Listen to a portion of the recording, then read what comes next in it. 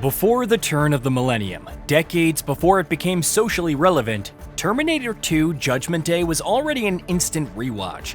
Every single scene, every set piece, and every stunt felt as hard-hitting as its themes of defying fate against all odds, even as nigh indestructible Robert Patrick bears down on you. And yet, its iconic status has lain by the wayside in video games, even as efforts like Terminator Resistance found their audiences. Enter Terminator 2D No Fate, which trades the bombastic nature of AAA for a retro, side-scrolling run-and-gun shooter approach. While it doesn't fully encapsulate every single iconic moment, this is still a strong rendition, which also supplements the plot in intriguing ways.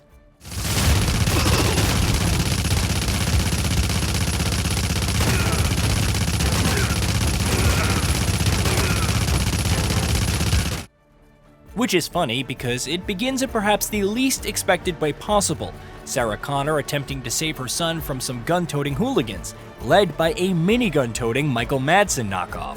Don't remember this part of the movie? Neither do I, but it serves as an independent, adequate setup for many of the iconic moments. John Connor's escape from the T-1000 before being rescued by the T-800, Sarah Connor's escape from the mental hospital, the highway chase scene, even the T-800's arrival in 1994 and its impromptu shopping spree. And all of this is rendered in immaculate sprite art, bolstered by fantastic animation. Seeing the T-1000 scan its surroundings while Connor hides or its many transformations as it flails about, it's all the small details, but they're what make this feel like an authentic adaptation. The music is also incredible in this regard, capturing the classic theme but also presenting its own mix of tracks that fit the overall tension and pacing of each mission. Such quality is welcome because if you're really a dedicated player, it's going to get very familiar. Of course, creative liberties abound. The assault on Cyberdyne headquarters with Miles Dyson skips the hilarious infiltration and goes straight into a shootout with the cops as Sarah plants bombs throughout the vicinity. In some cases, it works well enough. Escaping alongside John, evading the T-1000 at every turn in the steel mill is a harrowing exercise, even if the trial and error can be annoying the first few go-arounds. In others, it ties into one of my bigger gripes with the game, the distinct lack of T-800 sections in the base narrative, at least compared to Sarah and future John, who we'll get to. You have his arrival, the rescue of John driving down the highway to escape the T-1000's helicopter, and that's it for the base story. No fleeing from the T-1000 with Sarah Connor in tow as it sinks its hooks into your escape vehicle. No wandering through tear gas, taking out cops while searching for masks for Sarah and John. Even sequences like the final melee against the T-1000 are completely hands-off. When considering the narrative focus of Terminator 2D, which is more on Sarah and John, it's understandable. However, you have moments like the T-800 appearing before Sarah for the first time, evoking past trauma that feels ever so slightly less impactful without the part where he blows away the T-1000. It's the whole reason she accepts his offer to live in the first place. Even the accompanying text card afterwards, where she says it saved her life, doesn't make sense if you haven't watched the film to fill in the blanks. Kudos to the animation team, though, for capturing Sarah scampering away, evoking memories of that slow-mo face of fear without actually rendering it in-game. As much as I love the film's pacing, it's somewhat understandable that Terminator 2D skips over some sections to retain its momentum. Still, it feels like a disservice to why those moments were even in the original to begin with. John bonding with the T-800, teaching him various hand gestures, I can visualize that in my head just based on their animations. But where's the part where they look at children, playing with pretend weapons, and a comment on humanity's desire to destroy itself? The T-800 revealing his true nature to Dyson to reinforce their claims about Skynet? All are absent to keep the game's plot moving, though it could very well be for budgetary reasons as well. Of course, all of this constitutes only one aspect of Terminator 2D.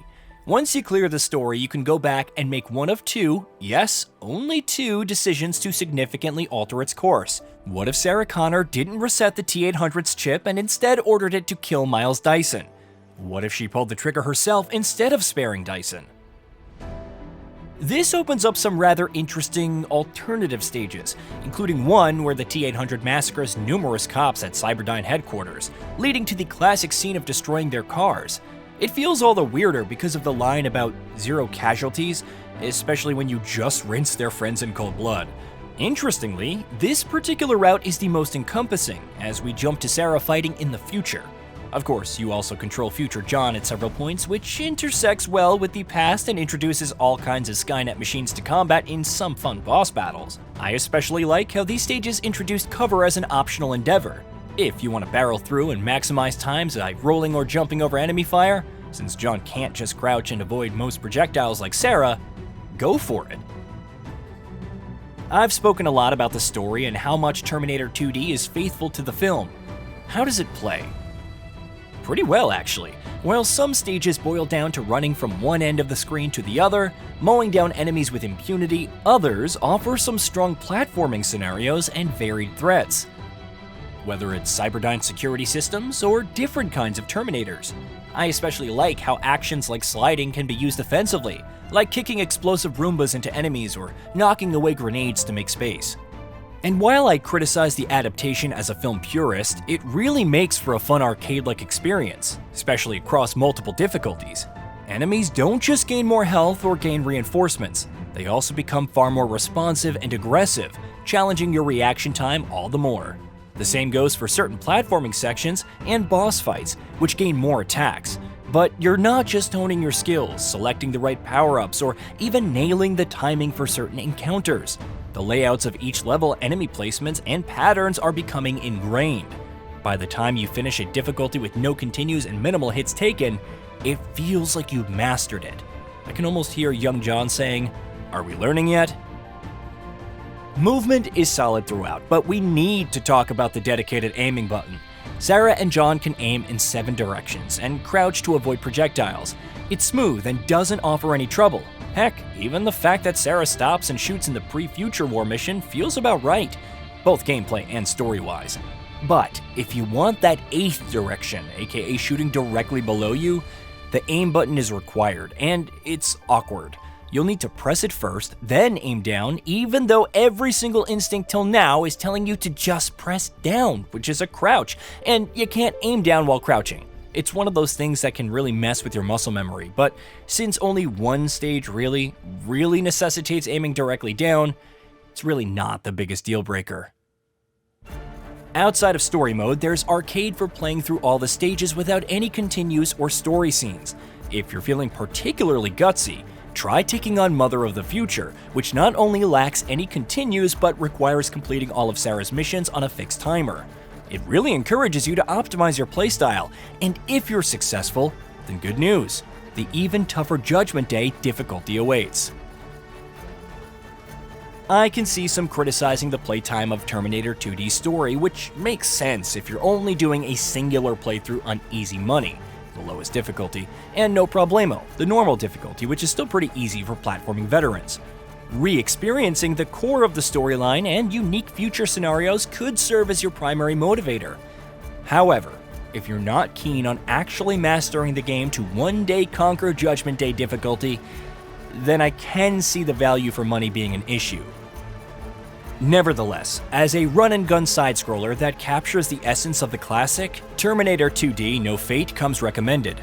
Some aspects certainly could have been better or more faithful to the film, and yet, jumping back in to achieve that perfect run still feels extremely satisfying, quirks and all. Hey, did you know that we at Gaming Bolt upload new videos every day? Stick around, drop a like, subscribe, and hit that bell.